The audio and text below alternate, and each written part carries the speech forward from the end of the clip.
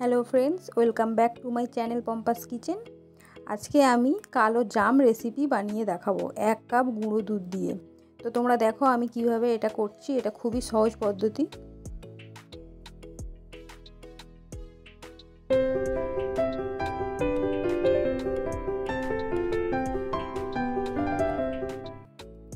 আমি এখানে নিয়ে নিচ্ছি 1 কাপ ময়দা, আর নিয়ে নিলাম 1 কাপ পাউডার দুধ, আর নেব হাফ টিস্পুন বেকিং সোডা।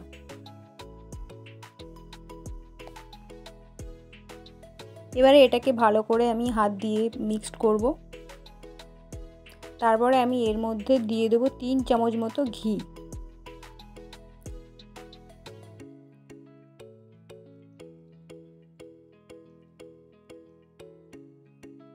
এবার এটাকে ভালো করে মাখাতে হবে শুকনো অবস্থায়।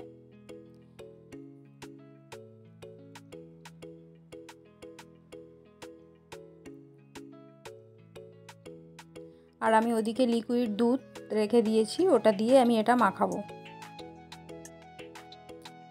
ঠিক এরকম হবে মাখানোটা, যাতে নাড়ু করলে যেন একটা গোল গোল শেপ হয়। দেখো আমার প্রায় ওরকম হয়ে গেছে, একটা নাড়ু নাড়ু হয়ে যাচ্ছে এরকম। এবার আমি এর মধ্যে ওই দুধটা দিয়ে এটাকে মাখিয়ে নেব।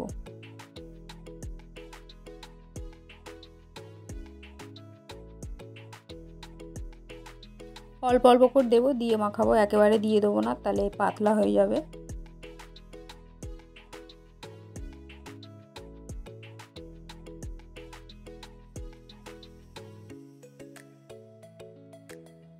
এটা তোমরা এইভাবেই বাড়িতে করে দেখবে, একদমই দোকানের মতো খেতে। আর দোকানে যেভাবে করে একদম সেই নিয়মেই আমি করছি।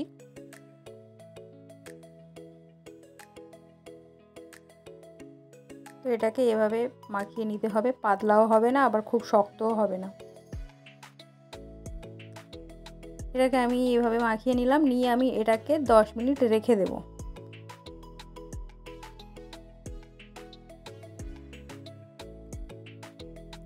এবার আমি 10 মিনিট পর এটাকে আর একটু ভালো করে মাখিয়ে নেব।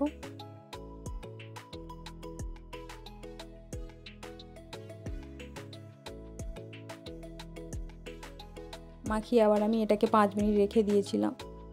দিয়ে এবার আমি এটাকে শেপ দেব। যেমন ইচ্ছা শেপ দিতে পারো, গোল শেপও দিতে পারো, ল্যাংচার মতো শেপ দিতে পারো। আমি ল্যাংচার মতো শেপ দেওয়ার চেষ্টা করেছি।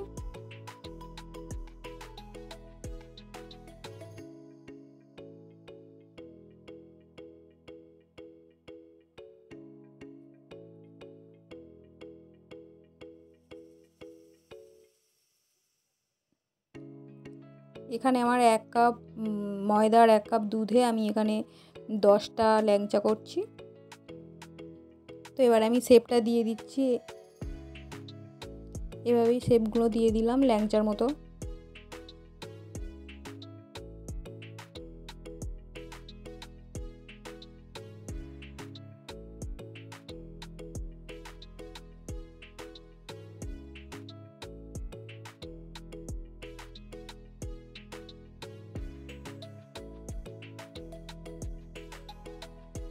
তো আমার শেপটা দেওয়া হয়ে গেছে। এবার আমি ওদিকে কড়াইটা বসিয়ে দিয়েছি, দিয়ে আমি এর মধ্যে গরম হলে এখানে সাদা তেল দিয়ে দেব।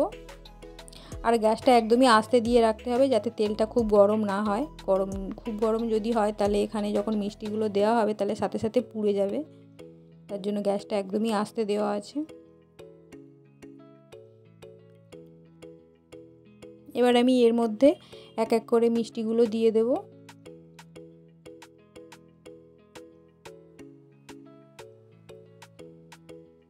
মিষ্টিটা দিয়ে একদমই নাড়া দেওয়া যাবে না, তাহলে গায়ে জড়িয়ে যাবে। এটা এভাবেই রেখে দিতে হবে। একটু কড়াইটা ধরে হালকা করে নাড়া দিতে হবে, একদমই এখানে খুন্তি বা কোনো কিছু দেওয়া যাবে না। দেখো আস্তে আস্তে মিষ্টিগুলো ফুলছে, বোঝাই যাচ্ছে।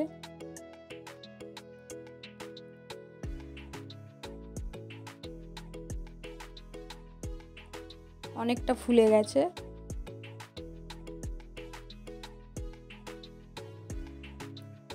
গ্যাসটা কিন্তু একদমই আস্তে দেওয়া আছে। এবার আমি এটাকে আস্তে আস্তে খুন্তি দিয়ে এবার উল্টে দেব।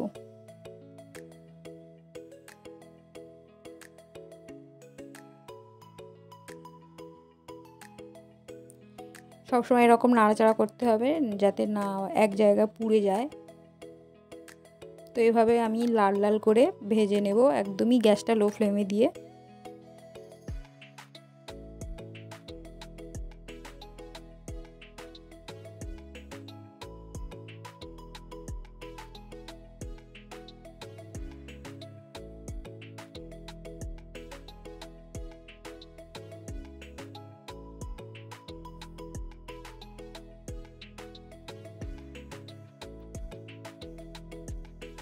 তো আমার মিষ্টিগুলো এই লাল লাল করে ভাজা হয়ে গেছে।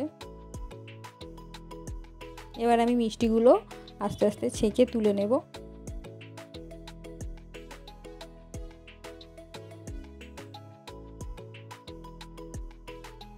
মিষ্টিগুলো আমি ছেঁকে তুলে নিয়েছি। এটাকে এবারে সাইডে রেখে আমি এখানে কড়াইতে জল দেব। 2 কাপ জল দিলাম, আর 1 কাপ চিনি দেব। 1 কাপ চিনি দিলে 2 কাপ জল দিতে হবে।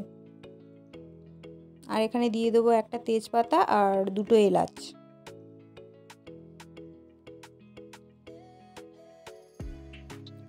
তো এই শিরাটাকে ফুটতে দিতে হবে। এটা যখন ফুটে যাবে এর মধ্যে মিষ্টিগুলো, ভাজা মিষ্টি, সেটা ছেড়ে দিতে হবে।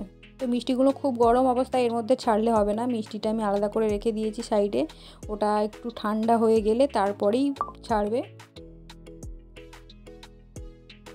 তো এটা ফুটে গেছে, এবার আমি মিষ্টিগুলো দিয়ে দেবো। মিষ্টিটা আগে হাতে নিয়ে দেখবে যাতে হাতে রাখার ক্ষমতা আছে সেরকম, মানে বেশি গরম না হয়। তো মিষ্টিগুলো ঠান্ডা হয়েই গেছে, এবার আমি এর মধ্যে দিয়ে দিচ্ছি।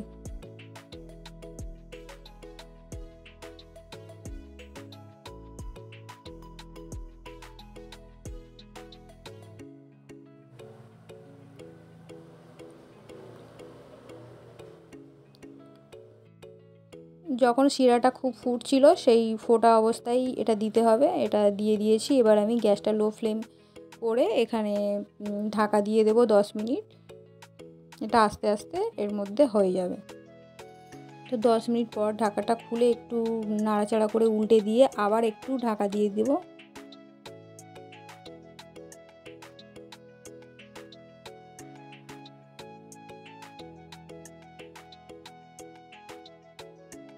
তো আবার একটু ঢাকা দিয়ে দিলাম, দিয়ে এবারে হয়ে গেছে মিষ্টিটা, নরম হয়ে গেছে। এবার আমি গ্যাসটা বন্ধ করে দেবো, দিয়ে আমি এটাকে 1 ঘন্টা মতো এই চিনি শিরাতেই ভিজিয়ে রেখে দেবো ঢাকা দিয়ে। 1 ঘন্টা পরে মিষ্টিটাকে তুলবো। তো হয়ে গেছে আমার মিষ্টি রেডি। তোমরা এভাবে বাড়িতে করে দেখো, একদমই দোকানের মতো নরম তুলতুলে। তো আমার ভিডিওটা যদি ভালো লাগে তোমরা লাইক করো, শেয়ার করো, কমেন্ট করো, সাবস্ক্রাইব করো। দেখো দেখতে কি সুন্দর হয়েছে, একটা আমি কেটে দেখিয়েও দিয়েছি।